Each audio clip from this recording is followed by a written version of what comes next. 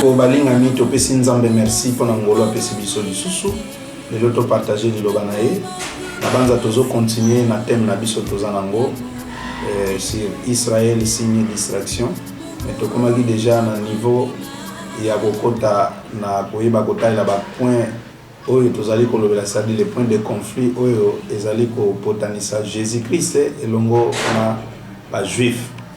Alors nous avons la destruction des sites et des images emblématiques. Nous avons la troisième tirée, donc c'est-à-dire les sabbats. On est au bas du si nzambe merci. Nous allons la troisième tirée, nous allons partager sur les sabbats. Alors tout le bas qui sabbat zanini, na grec balobi sabbaton, ba hébreu ba bengango shabbat. Nion soanami balé et linkoloba arrêt du travail, donc linkoloba repos. Mais et où tu as opinion sur le temps de la sabbat parce que les lots est commis batu ba koma ko kabwana même l'église za ko kabwana faut tozali na trois courants hein oyo e ubimi na kati ya Abraham trois courants oyo ubimi na kati ya Abraham tozali na courant liboso ezali ba hébreu hein c'est-à-dire au bazana Torah et puis deuxième courant tozali na ba chrétien autres qui utilisent la Bible et puis troisième courant tozali na ba musulmans. Le premier courant les hébreux, c'est-à-dire les juifs, deuxième courant les chrétiens, troisième courant tozali na ba musulmans, c'est-à-dire Mahomet, mahométisme. Nous avons le christianisme, nous avons le mahométisme hein? Et puis toyebi ke ba juif le judaïsme de tozolobela bango batu balakisi biso ndenge nini ya koyeba osambela parce que ba trois courant oyo ebimi na kati ya Abraham ba grand courant soit mike zali mais les grands courants ebimi na kati ya Abraham bazo reconnaître Abraham lokola ancêtre le judaïsme bazo reconnaître Abraham lokola ancêtre na bango le christianisme aussi bazo reconnaître et puis le mahométisme aussi bazali reconnaître. Donc, si koyo, tant que les sabbats, les repos, jour il y a repos, mais et outi wapi. Tokotanga sabbat place et outi. Tokotanga Genèse chapitre 1. Tokokende na lombang parce que si tu expliques déjà, babilo wana tokende mbang poto leloto chité, poto banda bani mususu. Donc Genèse chapitre 2 verset 3. Dieu bénit le septième jour. Bible le dit Dieu bénit le septième jour. Et il les sanctifie. Il les sanctifie. Parce qu'en ce jour, il s'est reposé. En ce jour, balobi mukolo wana nde ye azwaki kopema ya makambo nyonso abandaki kosala, c'est-à-dire nzambe banda premier jour tina sixième jour abandaki kosala mokili. Tango sikoyo ye kosala mokili, tango asilisi amonike makambo nyonso ezalaki bien, Bible ezali koloba septième jour, chiffre 7 nde ayebi kopema. Bible ezolobaki nzambe ne bandeli. Alobaki teke no bo observaka le sabbat, mais Bible lobika kake a sanctifié le septième jour. Asuka kiwana. Maintenant sikoyo na instauration loi, tu vas comprendre qu'est-ce qui s'est passé avec na totangi na Exode. Total so na loi parce que awa loi na nezaki instauré. Wana nzambe ye moko mutazolo bake na sali mokili 6e jour, 7e jour na yeko pema. Maintenant a sanctifié mukolo na ye o apemaki. Maintenant total ce qu'on attend la loi nini basala ki na jour oh toke Exode 20 8 à 11 simanango atangi susu Exode nani Deutéronome 5 12 à 15. Souviens-toi du jour du repos. Ah bon, Bible siko bandi na kati ya loi o eza mobeko o Moïse utaki kozwa na ngomba Sinaï. Mais tant Moïse azwi mobeko na ngomba Sinaï na kati ya mobeko oyo azwi na décalogue azwaki eza 10 10 yango bazobenga décalogue. Moïse tango akiti mobeko moko ezali na kati wana ezali 4e mobeko soko tali yango parmi les 10 commandements de le décalogue eza 4e mobeko balobi il faut te se souvenir, souviens-toi du jour du repos pour les sanctifier. Bon, donc c'est-à-dire même mutu Nzambe a ordonné et pas à Moïse mutu ayeba ko se souvenir mukolo Nzamba apemaki et puis a sanctifier yango. Pourquoi? Parce que Nzambe yemoko a sanctifié yango. Obi sanctification li ko loba kodesh, c'est-à-dire couper, séparer na eloko moko boye o ezaki ya mabe yango linko ba sanctifier sanctification bien aimé dans le Seigneur. C'est-à-dire nzamba lingaki le jour ya sabbat ezala sanctifier c'est-à-dire quoi? Ezala séparer na ba jour mususu. Ezala le premier jour, ezala le deuxième jour, ezala le quatrième jour, le cinquième jour, ezala sixième jour, mais ezala jour nango o yeza spécial sanctifier c'est-à-dire il faut la séparer des autres jours. Nzambe mutazo le bando Moïse auti ngomba Sinaï. Azui mobeko pa ina nzambe. Mais tant azui mobeko pa nzambe nzamba zo répéter alobi kende yebisa bana akomi yango alobi kende yebisa bana première fois alobi kende yebisa bana ndeko kende yebisa bana ba sanctifier jour na ngai. Oui, OK? Tu travailleras 6 jours. Alobi oko travailler 6 jours ndenge nzambe a travaillé 6 jours, oui? Et tu feras tout ton ouvrage. Alobi oko sala musala no pendant 6 jours. Mais le 7e jour est le jour du repos de l'Éternel. Ah bon? Donc c'est-à-dire jour il y a repos de l'Éternel et comme il peut jour il y a repos à monde. C'est-à-dire monde a reposé, nzambe pas reposé. Donc on a plus loin mais entre nzambe na mutu. Quand est-ce que nzamba zo reposer, quand est-ce que mutu zo reposer mais balobi ke lokola nzamba reposer na 7e jour. Mutu peut faire sanctifier en na 7e jour et zali jour donc ça à se souvenir était ebongi ayeba ko se reposer. Oui. Tu ne feras aucun ouvrage. Balobi okosala le côté ni toi, yo, ni ton fils, mwana na yo, ni ta fille, mwana na mwana mwasi, basali na yo, ni ta servante, basali na yo ya basi, ni ton bétail, ata nyama na yo, ni l'étranger qui est dans tes portes, ata bato yo ba ya bazana kati ya pembeni ya ndako na yo ya porte na yo. Car en 6 jours l'Éternel a fait les na 6 jours nzamba salaki likolo, mabele et la mer, mpe ba mai. Et tout ce qui est contenu. Nyonso eza contenu. On a loba bandeko, banda premier jour ti na 6e jour, nzambe asalaki mutu na 6e jour, te nzamba bana osala mutu banda premier jour. C'est-à-dire tango azo kabula ba mai, tango azo loba lumière, tout ça séparé boy na boy. C'est-à-dire zaki préparatif ya mutu po abima na 6e jour.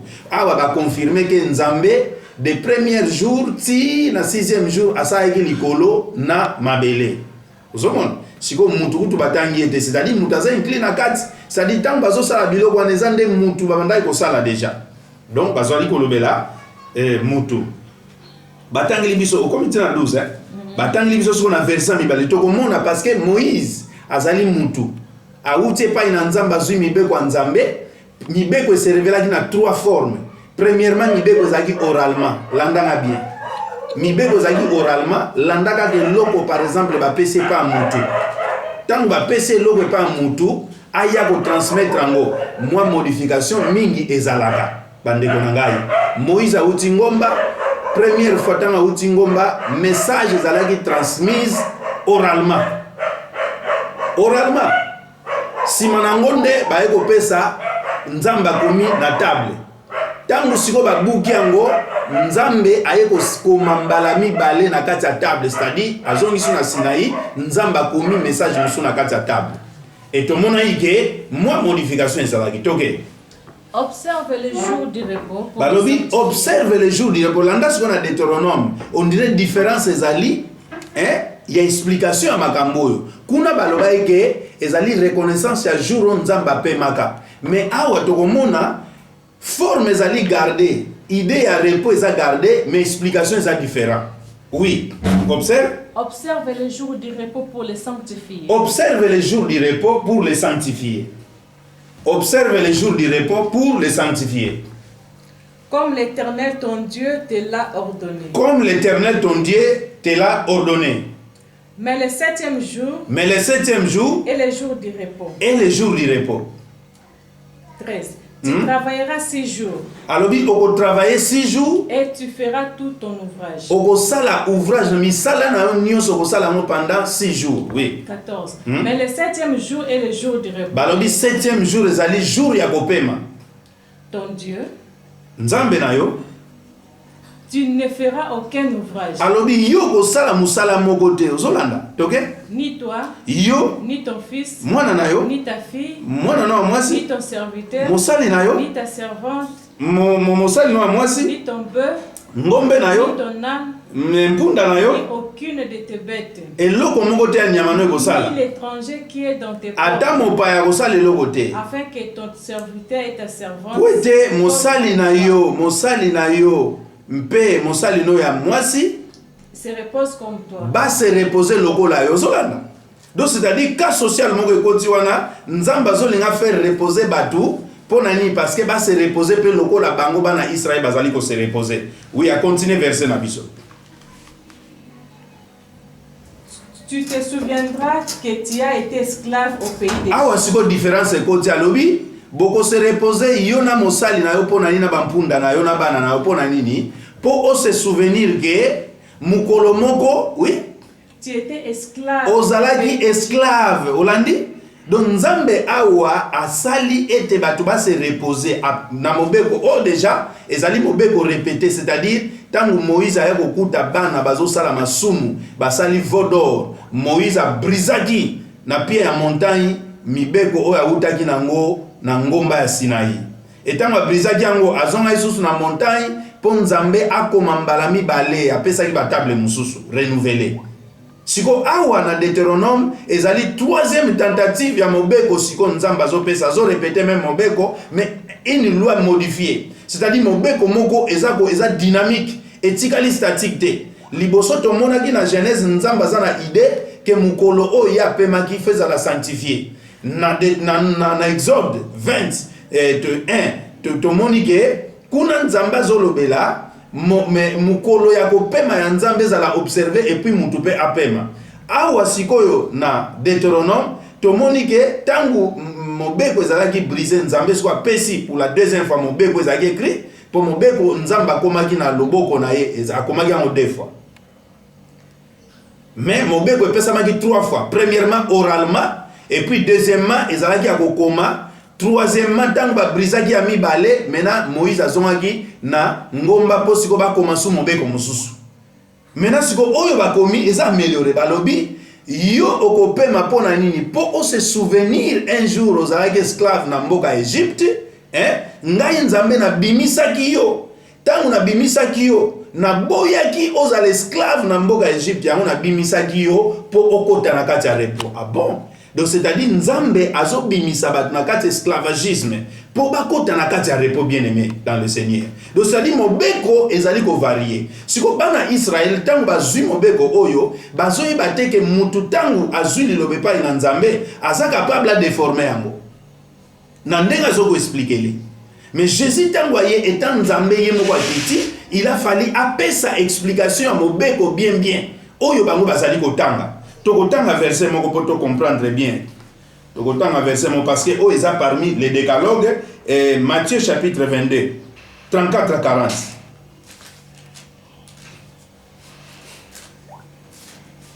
Les pharisiens ayant appris qu'il avait réduit au silence les Sadducéens se rassemblaient. Balobi tangu ba pharisiens bayokaki ke Yesu akangisaki minoko ba Sadducéens ba pharisiens oui se rassemblèrent. Et l'un d'eux, moko na bango docteur de la loi, nomokos, ça dit un docteur de la loi, un nomokos, ça dit muto ayebi nyonso, un docteur de la loi, mais oya yepa Yesu yo kama ambazo tuna toke. Lui fit cette question pour l'éprouver. Abandi ko tuna Yesu Kristo po amekaye. Maître, qui est le plus grand commandement de la loi? Nini o ezali mobeko ya munene koleka mibeko nyonso ya mibeko? Jésus lui répondit. Yesu azongisi. Tu aimeras le Seigneur ton Dieu. Yesu alobi okolinga nzambe na yo na motema na yo. De toute ton âme. Na motema na yo na elimo na yo. De ta pensée. Mpe na makanisi na yo. C'est le premier et le plus grand. Alobi wana nde eza premier ya liboso pe eza plus grand commandement yo kiango. Kuna kutu batangi te ko o salabo yezi tango abandi siko koloba makambu oyo bango irimo ko bazo saisir te. Bango bakanisa ki akopona commandement moko parmi ba commandement na mais Jésus a résumé commandement moko boye. Toke. Et voici le second. Alobi ami baletala. Qui lui est semblable. Oye kokani pena oyo na uti koloba. Tu aimeras ton prochain. Alobi okolinga nzambe okolinga moninga na yo liboso ezalaki okolinga nzambe na yo na makasi na yo na motema na yo molimo no mobimba. Alobi siko ya mibale ekokani pena wana kaka uti kolobo ya munene alobi okolinga moninga na yo ndengo milingaka. Oui. Décédé commandement. Alobi ba commandement oyo landa bien Jésus ndenga zo sala décalogue. Alobi ba commandement oyo mibale dépende toute la loi. Yango nde ekangi mobeko nyonso, c'est-à-dire mobeko nyonso, décalogue nyonso, les lois et les prophètes abagisi kutu. Parce que loi eza mususu, les prophètes eza mususu. Jésus alobi les lois, la loi et les prophètes eza résumé zo dépendre na mibeko mibale. Mibeko mibale ce que zo dépendre eza nini? Linga nzambe na yo koleka nyonso et puis linga muninga na yo ndenge yo milingaka. C'est la seule, les deux choses l'équipe passe sur les kabiloko nyonso ndeko na ngai. O linga nzambe, c'est-à-dire o sala o nzamba zo linga volonté en nzambe, c'est la chose la plus difficile. Ce n'est pas pour rien nzambe apesa ki disposer ki molimo mosantu pour enseigner bato préparer bato pour ba ko sa volonté en nzambe. Mutu na ndenge na ye moko ko ko sa volonté en nzambe te. Et puis, eloko mibale ya kosala ya pasi na kati ya mobeko ya nzambe ko yeba kolinga muninga no ndengo milingaka. Pourquoi? Parce que nzambe yebi que l'homme aza créé lokola être moko ya babengani égoïste, égocentrique. C'est un être égocentrique, l'ego, c'est-à-dire amilingi ye moko. Siko nzambe po a réduire alongole loko wana alobi ndengo milingaka, lingaka muninga no bongo.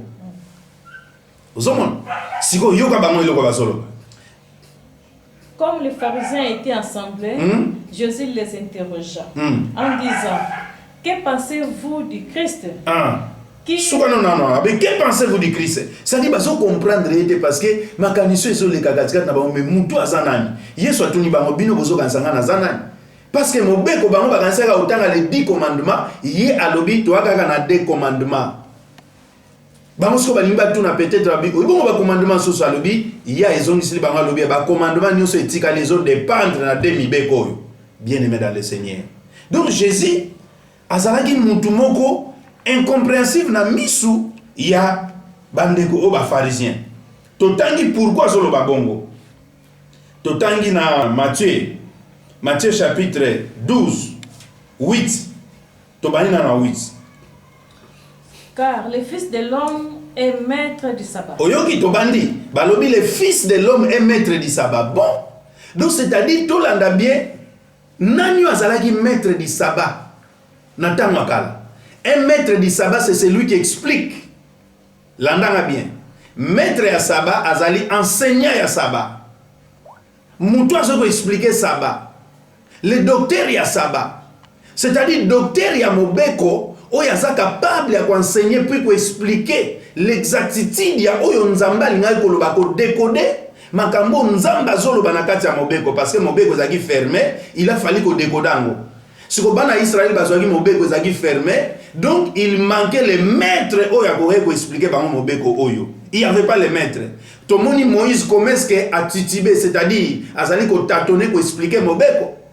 Premièrement auti ko zongo oralement tangoye bana bazali kokwa kosa elango te nzambe amoni ke nona koma yango pour la deuxième fois pour sikoyo bana bakokwa kosalela mais tangu akomi yango bana bazo continuer kosala masumu Moïse a brisé yango deuxième fois nzambe azongeli kokoma bien aimé dans le Seigneur et to moni ke Moïse tangu mibeko azali kozwa ezali kozala modifier il est autres à la mais sauf explication et à la modifier. Donc c'est-à-dire il manquait un maître ya sabbat. Mutu moko bo aza capable de expliquer quatrième commandement sur le sabbat. Okopema mukolo ya sabata ponani parce que nzambe na yo a sanctifié mukolo wana ataka ma part ko le kaba mikolo nyonso. Bien aimé dans le Seigneur. Ce qui Jésus-Christ aza maître ya sabbat. Donc c'est-à-dire il est l'enseignant ya sabbat. Ayende mutu ayeko pesa explication véritable ya sabbat. C'est-à-dire Moïse et les autres bakoka ki ko pesa ngote parce que nzambe tanga lobela ki yango pour la première fois dans Genèse chapitre 2 verset 3 a expliqué que le kota lobika na sanctifiant c'est-à-dire na tiango part. Aloba iteke mutu apema. Mais par après tant Moïse a vraiment matangomba ne sikoyo ayeko expliquer Moïse ayeko expliquer que non batu faut ba pema mais Moïse tant a commis ko expliquer en deux phases moko expliquer que to pema ndenge nzamba pemaki mais awa tango ba brisaki mobeko bazongeli mobeko na oyo bazongelaki balobi ke tokopema po nzambe to se souvenir na nzambe ndenga bimisaki biso na bowumbu, c'est-à-dire tozaki na esclavagisme to bimi tozaki ba wumbu ya pharaon to bimi tango to bimi à partir ya nini nde toko se souvenir ya repos bien aimé dans le Seigneur. Donc c'est-à-dire les repos zaki na kati ya confusion. Même les juifs banda ko fêter na kati ya confusion, ils ne savaient pas ce qu'ils faisaient. Maintenant Jésus t'envoyé alobi le fils de l'homme c'est le maître du sabbat. Donc Jésus-Christ c'est le maître du sabbat. Un maître c'est celui qui a la maîtrise de toutes choses. C'est-à-dire il a maîtrisé les lois de Dieu. Au moment où il a réduire mi beko eza 10 mais réduire on a 2. Bien aimé. C'est-à-dire il a la maîtrise et puis alobi mi beko mi balé oyo. Nyonso etika les autres dépendre na mi balé oyo. Bien aimé dans le Seigneur. Na yebi ke tozo kendo ko comprendre. Makambo tozali kolobela. Oui, totangi sikoyo, Luc, non, tu continues peut-être dans virgule, 8,9, 12. Étant parti de là, Jésus entra dans la synagogue. Jésus a continué dans la synagogue. Et voici, il s'y trouvait un homme qui avait la main. Oui. Ils demandèrent à Jésus, est-il permis de faire une guérison? Est-ce que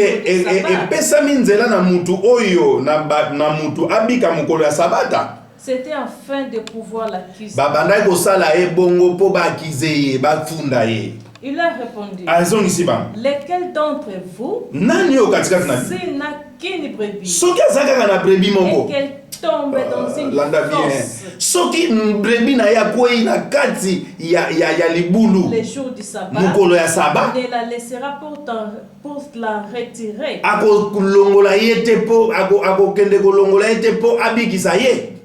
Combien un homme ne vaut-il pas? Siko soki kutu bino mukola saba, c'est-à-dire ba pharisien ba juif mukola saba soki nyama na ye meme na ya ko ina libulu babanda okende balongoli bango bano kansa batu bando mona bango tenzoka nzamba bano mona bango Jésus abano mona bango bano longola ye bando longola mukola saba ba ke biksa meme siko Jésus aye jour ya saba abandi ko opérer jour ya saba abikisi mutu jour ya saba bango bali ba condamner po abikisi jour ya saba.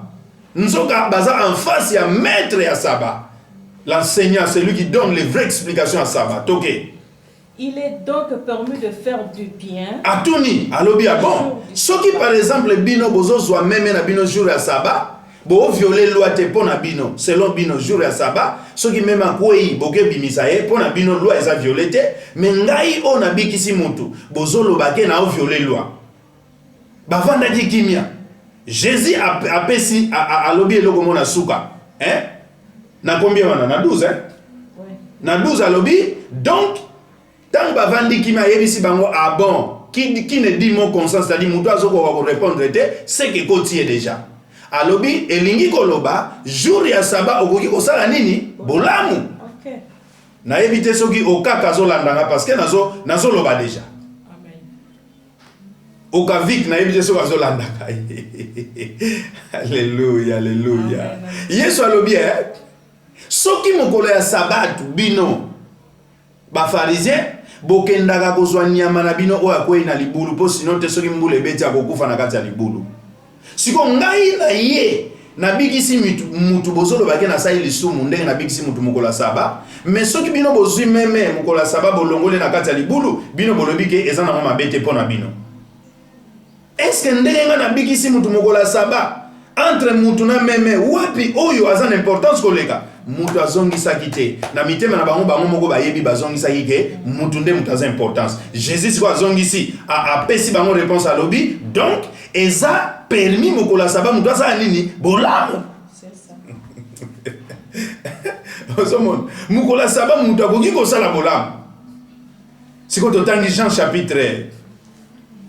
Jean chapitre 9, 4.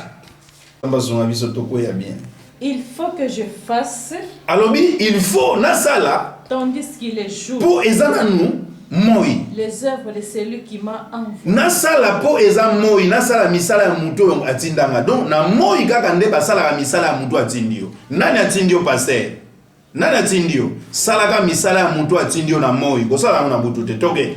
La nuit vient. Pour butu ezoya. Personne ne peut. Mon côté a ko travailler. Ozolanda. Donc Jésus a se retrouvé qui un maître du sabbat a se retrouvé qui devant un jour célébré par les enfants d'Israël. Quel est ce jour? C'est le sabbat. Or a expliqué que jour et sabbat, ils en ont deux périodes. Nous avons le jour, donc la journée à sabbat, ils en ont deux périodes, parce que dans le bino pour les juifs, et banda ko banda na pokwa ya vendredi et souki na pokwa ya samedi. Olandi? Si donc ça a deux périodes, toi na butu na moi. Si ko abalobi que tant qu'il est jour, c'est le temps de faire les œuvres de celui qui t'a envoyé. Yesu alobi na boye ko za na reporter na moment où parce que je dois faire les œuvres de celui qui m'a envoyé. Ponani parce que la nuit vient où personne ne travaille. Donc lorsque la nuit vient, personne ne peut travailler. Qui va travailler? Dieu peut travailler. Parce que Dieu lorsqu'il travaillait dans la nuit. Azali na kati ya butu parce que lui il est lumière. Alléluia. Nzamba azali polé. Loko azali polé. Il a se servant qui n'a c'est Dieu qui travaille pendant la nuit. Mais l'homme, toi, tu ne dois pas travailler pendant la nuit, tu dois te reposer. Il t'est permis seulement, il y a pour travailler pendant le jour. C'est que Jésus a lobby, ce qui par exemple, vous comprendre que entre même et Moutou, Moutou n'a l'importance. Donc, il est important, il est permis, Moutou à Salabola, jour il y a sabbat. Donc, c'est-à-dire le jour à sabbat, on doit faire les biens. Mais quand est-ce qu'on fait les biens? Les biens, ça la on a boutoute. Les biens, ça la on pendant les jours. Yango Jésus a dit pendant qu'il est jour, il faut que je fasse les œuvres de celui qui m'a envoyé. Vous comprenez? Il faut que je fasse les œuvres de celui qui m'a envoyé. Pona ni boutou ezoya mutawe ko salate. Les sabbats pona mutu ezali ko prendre ko ezali ko soit sens. Tangu mutu azali ko s'abstenir de travailler pendant la nuit. Travailler pendant la nuit na ebisa kibino l'homme est cher. Genèse chapitre 6 verset 3. L'homme n'est que cher. L'homme est cher. Si Galates chapitre 5 verset 17. Vous comprenez, les œuvres de la chair sont les œuvres de la chair. C'est-à-dire les œuvres de la nuit, les œuvres de la chair, et ça a malamouté. L'homme, il faut à peine manakata misala nyosoana. Moutako yiko salate. Par exemple, devant un bien, yosiko yo olingo salamabe. C'est-à-dire, au permité. Tu entends un verset, mais on peut comprendre bien, parce que tu en as besoin de tout citer bien.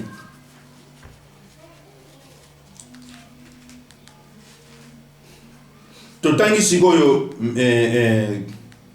Marc, non, Jean chapitre 7, 22 à 23. Moïse vous a donné la circoncision. Alors Moïse a fait ça une circoncision. Non qu'elle vienne de Moïse. Est-ce que vous n'avez pas été? Car elle vient de patriarche. Ah, et vous n'avez pas Abraham, oui. Et vous circoncisez un homme. Kasbino bosali saka mutu ngenga bokata mutu ngenga mukolonini ya sabatu. Siko ngana zo comprendre siko bango samedi bando ko lobela sabatu bando lobela ndengeni. Parce que nyuso ba osala ngona sabatu mais Jésus tango yepo bikisa mutu mukola samedi, mukola sabatu, mukola repos, bango balobika sali lisumu. Jésus nzoka makambo nyonso bango banda osala Jésus amona ka bango. Alobi bino bozoko katisa ngenga ya bana na bino mukolo ya sabata. Nani apesa ki bino Moïse, mais Moïse utake pa ina ete utake pa patriarche.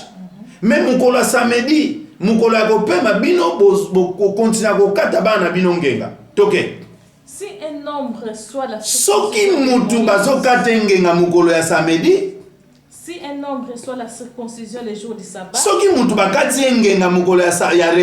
afin que la loi de Moïse ne soit pas violée. Pour la loi de Moïse est violée pour donc c'est-à-dire bien pourquoi vous irritez-vous? Alors pourquoi de ce que j'ai guéri un homme tout entier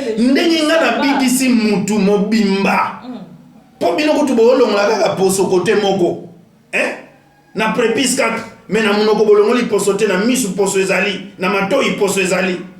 Na entendement na bino poso ezali. Alléluia. Bolongoli ka nzoto. Mais ngai Jésus alobi nga na bikisi mutu mobimba. Pourquoi bo condamner nga bino jour ya saba bo sala ka yango, bozo kolongola batu ba poso, bozo sala circoncision. Jour ya saba bozo bimisa meme oya koi na kati ya libulu. Siko pourquoi bozo condamner ngai? Ngai yo nazo bikisa mutu mobimba. Donc nous sommes en face à maître et à sabbat. Comprenez que le maître c'est celui qui enseigne. Le maître c'est un pédagogue, c'est-à-dire mutu azo lagisa. Jésus a yaki pour lagisa. Pour lagisa bango zimo beko a réduire en deux. Alors mi beko nyonso wana ezo dépendre na deux mi beko. Pourquoi pour mi beko mi balé eza résumé l'amour. Donc c'est-à-dire Dieu est servi par l'amour et l'homme aussi est servi par l'amour. Dans l'amour Dieu se retrouve, l'homme aussi se retrouve. Alléluia. Na bitu so ba doit comprendre na kati amour nzamba za ko se retrouver l'homme za ko se retrouver mais landa mibeko nyonso les 10 commandements okomona ke na kati ya ba commandement na il y a toujours des difficultés parce que l'homme abanda ko sala monte l'homme était défavorisé mais Jésus tant a expliqué parce que nyonso za dit ombre des choses mais la réalité est en Jésus-Christ entre l'ombre et la réalité c'est la réalité qui explique l'ombre mien. Ce n'est pas l'ombre qui explique la réalité. Oui, ok. C'est-à-dire, réalité, Jésus, c'est la réalité. C'est lui qui explique. Mieux l'ombre. Maintenant, on peut dit commandement, l'ombre des choses à venir. Maintenant, ce que Moutoua est conglobant, c'est Jésus-Christ. Alors, que je suis le maître du sabbat. Je suis l'enseignant. Je vais vous enseigner sur le sabbat. Abandi vous enseigner par nous sur le sabbat. Totangi. Luc chapitre 6, 9, 11. Toujours qu'il y a des petits à petits dans le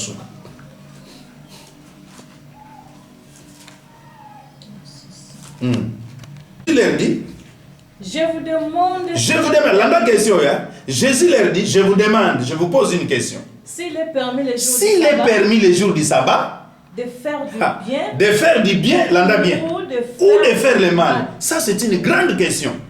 Yesu alo bien, boya no langai. Est-ce que ça permis jour ya sabbat? Ya ko sala mabeto, ya ko sala malamu.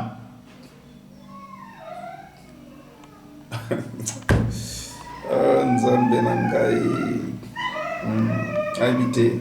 Ok. De sauver une personne. Ou de la tuer. Ah bon? De jour il y a sabbat. Mais tout le monde nie tout au long balobi qu'il faut qu'on se repose. Mais tu comprends que bateau même Jésus même les pharisiens les jours il y a sabbat ils continuent à violer les sabbats. Selon les pharisiens de bazolo. Jésus a dit que nous violents, nous sommes violents, nous sommes côté, nous violents, nous bino parce que bino peut jour ya sabbat, boza ko sali sabbat circoncision, boza ko longola batu na kati ya mabulu, boza ko longola batu mameme na bino na kati ya mabulu. Ngai siko différence ka ezanga na bino, ngai au lieu par exemple na sala circoncision ya poso nga na eko longola poso na kati ya esprit ya mutu, na longola na kati ya a, na longola na misu, na longola na monoko, na longola na matoi. Si vous avez dit que eloko na olongola différent na bino yango bozo condamner ngai a poser bango question boye bisanga lelo sikoyo est-ce que eza nango permis jour ya sabbat après avoir expliqué bango eza permis jour ya sabbat yako yeba ko sauver mutu to ya ko bomai eza permis jour ya sabbat yako sala malamu to ya ko sala mabe jour ya sabbat eza permis ya ko sala bolamu. Oui, pourquoi? Parce que ça veut dire le repos. Arrêt du travail. C'est-à-dire, c'est l'homme qui ne doit pas travailler. Les œuvres de l'homme, si tu l'as bien déjà dans Galates chapitre 5, 17. Les œuvres de la chair, c'est les œuvres de l'homme parce que l'homme, selon Genèse chapitre 6, verset 3, l'homme n'est que chair. Les œuvres de la chair, c'est les œuvres de l'homme. Maintenant, l'homme, il se repose de ses œuvres, mais il ne doit pas se reposer des œuvres de Dieu. L'homme doit se reposer de ses œuvres, mais il ne doit pas se reposer des œuvres de Dieu. Il faut se reposer, en repos. Il faut se reposer, c'est-à-dire, il faut se reposer dans misala na yo. Misala ni, misala butu, tokotanga pour te comprendre. 1 Thessaloniciens 5. Verset avant-dernier. 1 Thessaloniciens 5. 5.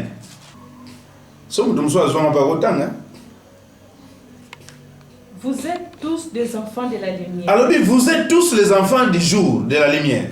Et des enfants du jour. Et les enfants du jour. Jésus a dit, tant qu'il est jour, il faut que je fasse les œuvres de qui? De celui qui m'a envoyé. Et alors, que vous, qui croyez en moi, vous êtes tous les enfants de la lumière, vous êtes tous les enfants du jour.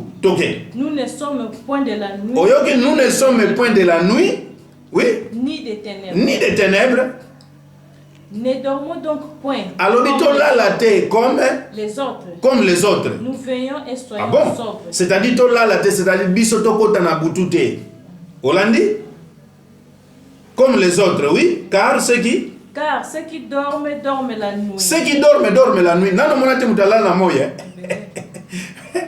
Ozogamo, balobi bato balala donc kolala eza misala ya butu. Bien aimé, yoga Yesu mamba oloba. Toke, yoga Paul mamba oloba. Toke. Ceux qui dorment la nuit. Et ceux qui s'enivrent. Et ceux qui s'enivrent, s'enivrent la nuit. S'enivrent la nuit. Landa bien. Tanga par exemple ivrognerie. Eza na kati les œuvres de la chair. Balobi bato balangwa masanga balangwa kaka na butu. Nano monate mutalangwa masanga na moya. Moyo bazolo beza moyo oyo te. Mais moyo o batu Jésus a uti ko tuna na Luc chapitre 6 verset 9 tina 11. Oyo kinenga tunaki atuni question boye bisangai. Est-ce que ezali permis jour ya repos ya bosala bolam ou bien ya bosala mabe? Jour bazolo bela eza jour ya moi na butu te. To butu ya butu mulili tant tolala kano pongi ya bomoto non. Tant bazolo bela jour bazolo bela les biens, landanga bien. Les jours c'est les biens. La nuit c'est le mal. Ce que Jésus a le bien. Boye bisanga jour ya repos. Nini ebongi muta sala. Mutu ebongi sala bolamu ou bien ebongi sala mabe. Yango balobi bato basala mabe na butu. C'est-à-dire lorsque vous agissez mal, c'est la nuit. Okoki kozala na kati ya moi ozotambola na ndenga bomoto boye mais tango ozoyiba donc eza misala ya butu ozosala ozala na kati ya butu siko nzambe azoloba il faut se reposer na misala na yo nyonso wana koyibaka te kofingaka te kobomaka te parce que mutu abomaka aza mutu ya tour ya butu or tour ya butu yango nde bapekisi mutu asala te il faut se reposer. Alléluia. Mais jour ba pekisi te mutu asala pona ni parce que le jour c'est le moment ya kosala ba œuvre ya mutu atinda yo nzambe mutu atindi yo na mokili oyo nzambe za contre te abolamu le jour ya sabbat eza na deux périodes nous avons le jour et la nuit siko lokwa toza na jour na nuit le jour oyo koki ko œuvre o nzambe oza contre na yo te c'est le jour oyo ya kosala bolamu, c'est-à-dire tant ozosala bolamu tu es dans les jours. Maintenant si soki yo sali mabe nzambe aza contre yo parce que ponani parce que ozolongola nzambe na kati ya repos ozongisa sutu na kati ya misala. Oyebi nzambe banosala mutu ponani parce que mutu azaki na kati ya toubo, mutu azaki na kati ya désordre, mutu azaki sans forme, c'est quoi il fallait apaiser forme. Olandi mutu il fallait nzambe apesa mutu forme. Maintenant si nzamba bani ko travailler si tant nzamba silisi mutu akomi mutu ekelamu nzamba pemi siko mutu nyonso azosala mabe c'est-à-dire azozonga na kati ya mulili c'est kazotinda nzamba continuer kosala lisusu akende tina mulili abanda suko bimisa ye yango balobi po opesa nzambe musala te yo o reposer elongo na nzambe en temps yo kokende lisusu na mulili te c'est-à-dire quoi agir lisusu dans le mal te. Tokotanga verset moko totangi Hébreu 4 verset 3 noki parce que totikai na 5 minutes. Pour nous qui avons crié, nous entrons dans le repos. Tu continues dans le repos. Bon, si tu continues dans le repos. Ah, selon qu'il est dit, selon qu'il le dit, j'ai juré dans ma colère. J'ai juré dans ma dans ma colère. Dans ma colère, oui. Ils n'entreront pas dans mon repos. Il dit cela. Il dit cela. Quoique ses œuvres eussent été achevées. Oyoki ba œuvre nzambe ezaki déjà aussi là. Toke na 8. Depuis la création du monde. 8. Car si Josué leur eut donné le... Alors, soki Josué azana mokitani ya Moïse. C'est-à-dire que Moïse a koufaki Josué mutatikala ki lokola successeur. Siko il fallait continuer mobeko. Balobi Josué akosaki bana na mboka ya bopeni. Alors si Josué azalaki apesaki bino, si Josué apesaki bino repos. OK. Il ne parlerait pas après cela d'un autre jour. Oyoki aninga kolobela sous jour muso a reporter. Donc Josué yemokoti akufi ayebiki il y a un autre jour du repos. Ah bon? Donc ça dit ba repos muso so balobela ki on a yangote. OK. 11 10. Il y a donc un repos de sabbat. Balobi ezana repos moko ya sabbat. OK. Réservé au peuple de Dieu. Or biso tant tozo ba le peuple de Dieu bato ba yambi Yesu Christ le roi mokonzi pe mobikisi. OK. Car celui qui entre dans le repos. Balobi oya koti na kati ya repos ya Nzambe wana 11 hein. 10, OK? Se repose de ses œuvres. Apemi na misala na enyoso yoki muto ya kotaka na repo ya Nzamba saka nini apemaka na misala na enyoso yoki no lelo misala na yo nzoto zo continuer ko sala. Toke na 11. Efforçons-nous donc d'entrer dans ces repos. Alobi to sala effort to kota na repo oyo. Afin que personne ne tombe en donnant le Pour mutu moko te akwe ya apes exemple moko lokola bango. Noki to citer na Matthieu chapitre 11 28. Venez à moi, vous tous qui êtes fatigués et chargés, et je vous donnerai. Oyoki, c'est Jésus qui donne le repos. Il est le maître du sabbat, il est le maître à repos, c'est lui qui donne le repos. Repos zanine. Repos, jour à repos, le sabbat, le vrai sabbat, c'est quoi? C'est l'abstention du mal. L'andanga bien. Koboya kosala mabe. Tango zoboya kosala mabe, au pemi na ba œuvre donc tu es dans le repos. Mais dans les œuvres de Dieu, parce que, total dans Jean chapitre 5, verset 17, mon Père agit jusqu'à présent, moi aussi j'agis. Dans le bien, Dieu ne condamne pas les gens. Tu peux agir 1000 fois. Si tu as agir dans le bien, nous avons contre eux, même les jours à repos, tu as agir. Seulement si ma bé au sala ma bête, ce qui mutazo sala sous ma bête, alors à côté na kati sabbat. Mais ceux qui mutazo continuent pour ça ma bé, il est en train de violer le sabbat parce que jour et sabbat mutazo ko salate. Donc le jour et sabbat c'est l'abstention du mal. Abstenez-vous du mal. Boya kindumba, boya koyiba, boya koboma, boya kotonga, boya kanda, boya makambu nyonso mabende konangai. Okokota na kati ya repos. Jésus va venez à moi vous tous qui êtes fatigués. Batebele ba yepa ina nzambe, baza fatigué. C'est ça le grand problème. Ils ne sont pas fatigués de quoi? De leur péché. Ils ne sont pas fatigués de tuerie. Ils ne sont pas fatigués. Ya koyiba pour batu bazo continuer koyiba, batu bazo tongana. Venez à Jésus-Christ tout en étant fatigué. Il vous donnera du repos. Okomona ke makamba mabe ko disparaître. Obanda kwa jir na bonzambe. Et so kwa jir na bonzambe, ozo kwa jir lokola nzambe lokola Jésus-Christ. Azo kwa jir lokola tata na naza contre yete. Alobi mon père agit jusqu'à présent, c'est pourquoi moi aussi j'agis. Bien-aimé dans le Seigneur, mais yoti lelo, oza ko continuer ko sala mabe. Tika nzamba pambola bino me kangelo komoko. Le vrai sabbat, c'est celui qui s'abstient du mal. Soko s'abstenir na mabe, tu es entré dans le sabbat parce que tu es dans le repos. Là, l'homme ne travaille plus. Les œuvres de l'homme sont monanaté. Mais l'homme doit agir dans le bien. Parce que c'est les œuvres de Dieu et Bongé Salema, toujours qui n'ont lola. Parce que le mal n'est pas éternel, mais le bien est éternel. Au nom de Jésus-Christ. Amen.